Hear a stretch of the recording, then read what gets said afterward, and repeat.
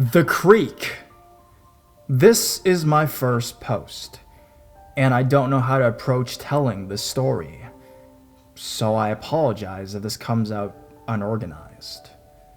I've been going to therapy for about a month now, and I'm receiving therapy. I've been revisiting past experiences and finally leaving them to rest. One of the memories is from when I was about 8 years old. I was living in a rural area, my house facing a cemetery, with more graves than the inhabitants of the town I lived in. It was a quiet, peaceful place, a place of serene silence. About 9 or 10 blocks from the north side of the cemetery is a secluded creek, which leads to forest area. I had 2 very close friends. Sarah was my age. Daniel was 2 years older than us. Daniel had 2 cousins, one of which was old enough to drive. One slow, hot Saturday afternoon, Danny's cousin suggested we go out, get ice cream, and drive up to the lake. We all got in the pickup truck, Danny and his younger cousin riding in the bed. Sarah and I are in the back seat. We passed into a small store, picking up ice cream, bottled water, and fruits.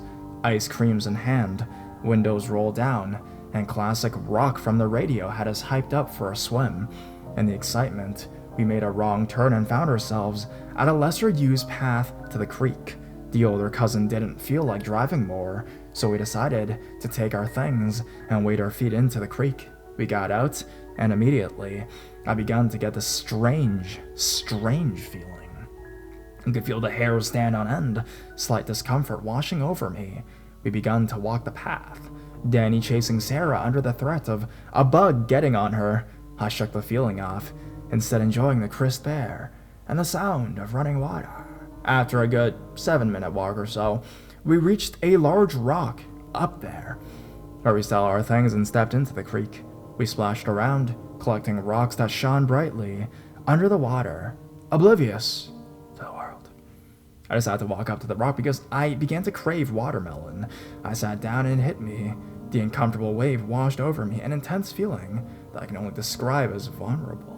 It was as if I was completely naked, being stripped from all form of innocence and safety. I could feel eyes on my back, so I decided to turn around, fear-stricken. At first, I couldn't see anything. I couldn't tell why I had felt so paranoid. After looking for a while, I saw something shiny reflect light. It was brief and small, but I thought that maybe it was a littered bottle or a piece of trash. I could hear Dan calling for me to come back down. I rushed my way down and joined the group. I told the older cousin that I spotted something weird, but that I was too scared to go check it out. He told me to ignore it. It was probably trash, but even with that, I still felt like something was wrong. We climbed back up to the rock, hydrating and eating between chats and giggles. The older cousin had his back to the creek, where he had a clear view of the same area I looked into. I'd nearly forgotten all but my feelings when he stopped. His smile was gone, face pale, placing his bottle down. He immediately got up and began to shout, "Who's there?"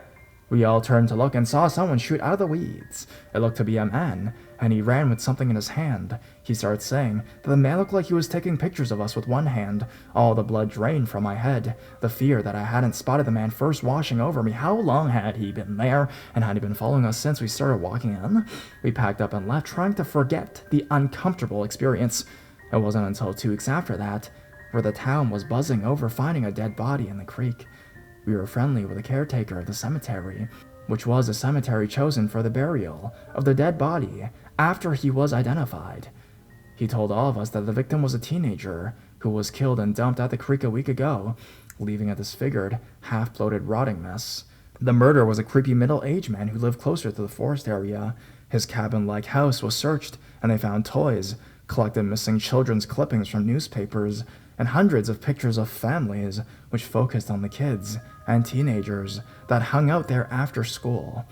Sometimes I shudder at the thought that it was very possible that was the same guy who was at the creek, and that it could have been us. So, creepy creek guy, I hope to never meet you again.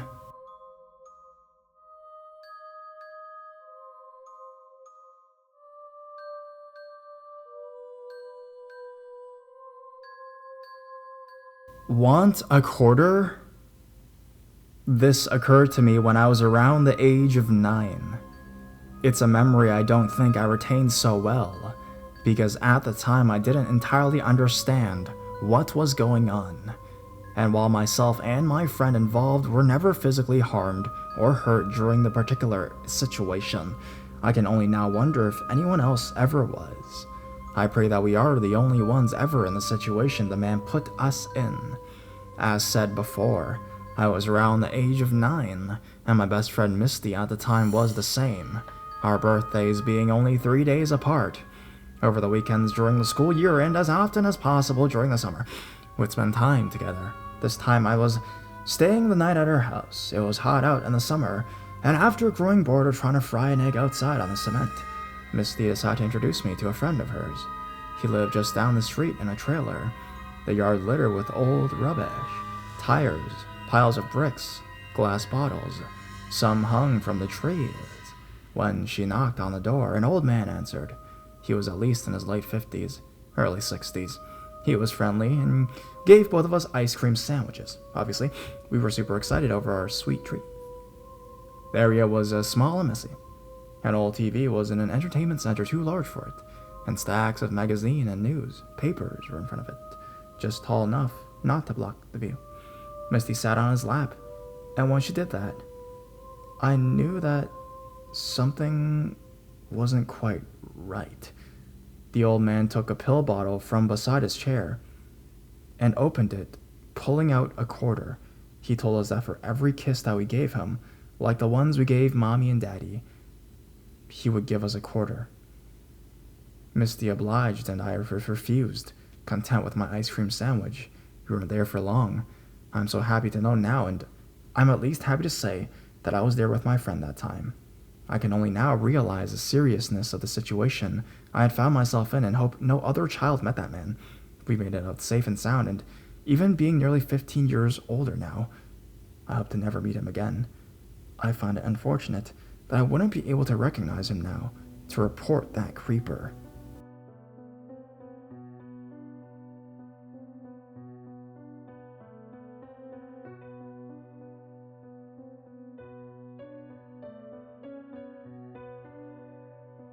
Stop intimidating people.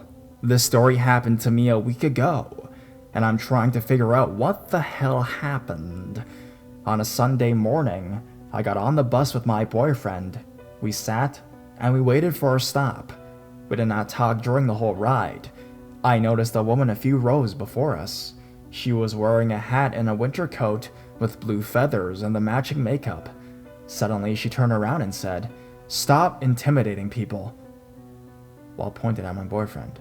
At first, we thought it was just a lady with mental issues, so we decided to pretend that nothing happened. Furthermore, I'm a pretty quiet girl, so fighting with others on the bus is really not my type. When we got off the bus, I noticed the lady was following us with a mad look on her face. We had to cross the street, so we had to stop on the corner of the street. The lady came over and asked us who was telling us to do this and why we were doing this. We politely asked her what in the world was she talking about, obviously. Our answer did not satisfy her, because she started to get mad, telling us, "Oh, well, don't pretend you don't know what I'm talking about. It lasts for years." This is the moment where the conversation got, "What the fuck?"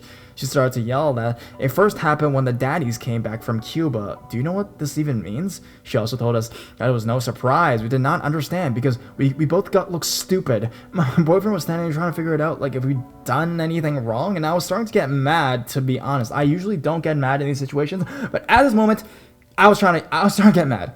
I've never seen someone look at me with that much contempt and hate in my whole entire life. I was scared. She followed us on the street for at least 10 more minutes. First, she followed us and started to yell at us for God only knows why. The conversation ended when she had had enough to argue with stupid person who do bad things for someone. I told her to get help because attacking strangers for nothing was not normal. I know I should not have said that. She gave me that look and ran away.